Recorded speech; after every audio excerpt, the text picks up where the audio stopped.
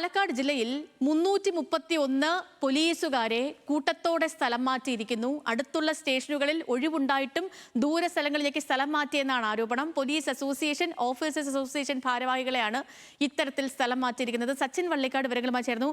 സച്ചിൻ, എന്താണ് ഈ കൂട്ടത്തോടെയുള്ള സ്ഥലം മാറ്റത്തിന് പിന്നിലെ കാരണം? Good morning.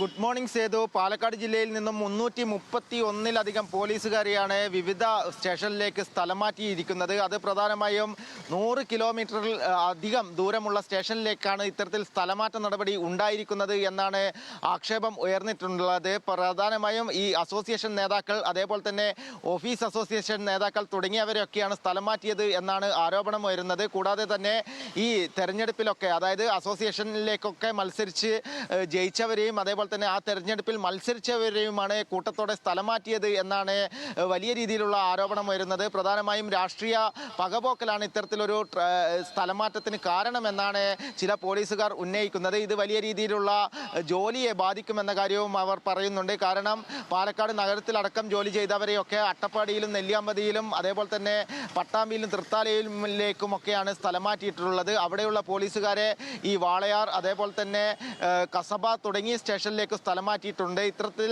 ഒരു സംഘടന, അതായത് ഒരു വിരുദ്ധമായ, ചട്ടലംഘന വിരുദ്ധമായ രീതിയിലാണ് സ്ഥലം മാറ്റിയത് എന്ന ആരോപണം ഉയരുന്നുണ്ട്. പ്രധാനമായും മറ്റൊരു കാര്യം, ഒരു സ്റ്റേഷനിലേക്ക് സ്ഥലം മാറ്റിയ ആളെ മണിക്കൂറുകൾക്ക് ശേഷം മറ്റൊരു സ്റ്റേഷനിലേക്ക്